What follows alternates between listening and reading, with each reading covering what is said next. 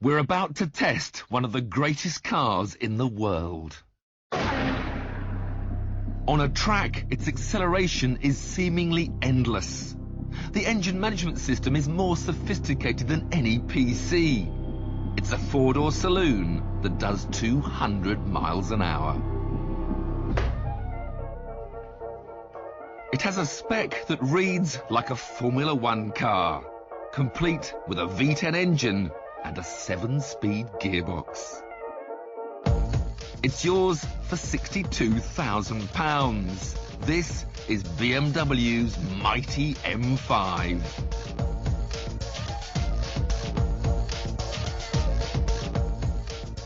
Now, BMW have always claimed that their M5 should be good enough to carry 4 people and their luggage in comfort all the way to the south of France, and at the same time be able to live with a supercar on a track. So I've been trying to work out how to put their claims to the test. I think I've sussed it. We're up here in Salisbury, so it's a nip down to Portsmouth on the ferry, over to Caen, and then bomb down through France to visit a little town which has a street circuit I always dreamed of racing on but never did. Pau.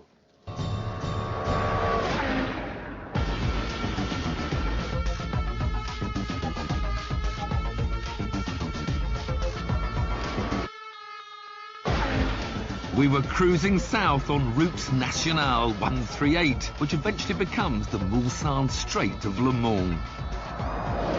Perfect time to start experimenting with the 5-litre V10 engine. The moment we're in relaxed about town mode with only 400 horsepower. But if we just press this little button and we go from 400 horsepower to 507, and the whole engine tone just comes alive. The amazing thing is that this 507 horsepower doesn't actually feel that ferocious. They just feel this never-ending, glorious surge without any real violence involved. It's one of the all-time great engines, and to help you keep it in the sweet spot, they've squeezed 7 ratios into the gearbox. There is a fully automatic mode, but I prefer shifting manually with the paddles. You also get to choose the actual speed of the changes by selecting one of 6 modes. Having driven the car for somewhat 100 miles or so and played with all these different gear changes, I begin to realise that although mode 1, the slowest change, might give your passengers' necks a slightly easier time, you can actually make even smoother changes in mode 6, the fastest change, just by giving a little lift of the throttle. We'll just demonstrate. Select 3rd gear, build up the revs, up, lift, woof, through it goes. Didn't notice that at all.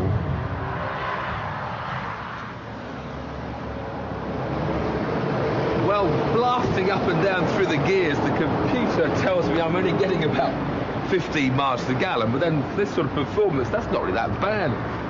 But that means my range is only about 220 miles, so we've got to fill up. After another couple of hours, we reached our overnight stop at La Rochelle, where we suddenly realised quite how ordinary the car looks. Only a connoisseur would spot the telltale M5 details. But then, to the executives who buy these, the discreet styling is just as important as the awesome performance. Morning, crew. Hey, look, I want you to listen to the engine start-up. It's a bit bizarre for all the beautiful sounds of yesterday, because actually on tick-over, it can sound a bit rough.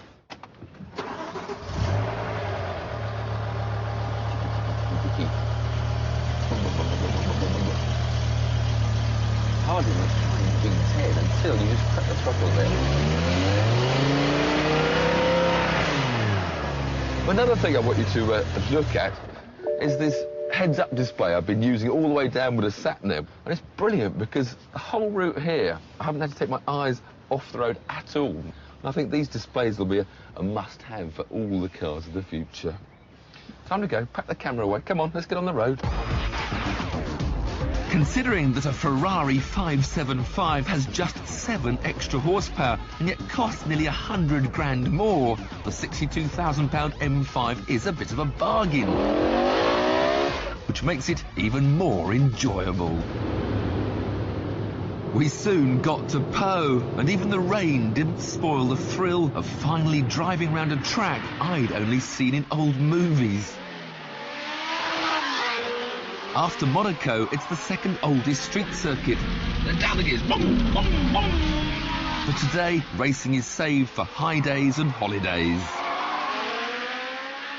So it was up the road to sister track Po Arnaud for the final part of our test. Now at the end of this pit straight, there's an amazing blind right left. We're ready to get up to 4th gear. You just clip the one curve and it just throws you to the left one. To the bottom with 2 right-handers, which, if you want to have fun, can be taken as 1.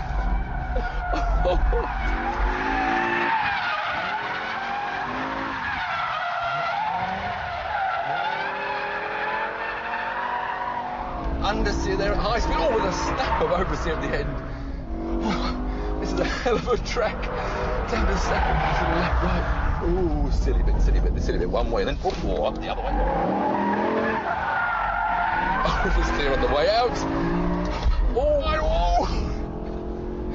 I think you could get a bit carried away. You have to remember the M5 is a big, heavy car. You've got to have a little bit of respect. That weight just throws the front out, and then of course when you're braking in long braking distances, you just need a bit more room. The car's slightly lazier in its reactions. Amazing thing is the brakes are holding up brilliantly for such a tight circuit. One more, flick it, power. Now on the throttle then. Backs out.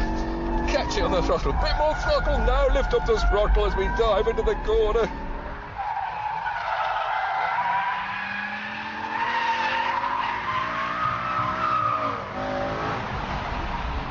Got to remember, I've driven this car. Concentrate, Tiff. You've got to remember, I've driven this car all the way from England with all our luggage and the camera kit, and now I'm doing this to it. What a car! It's got heart beating, that's for sure.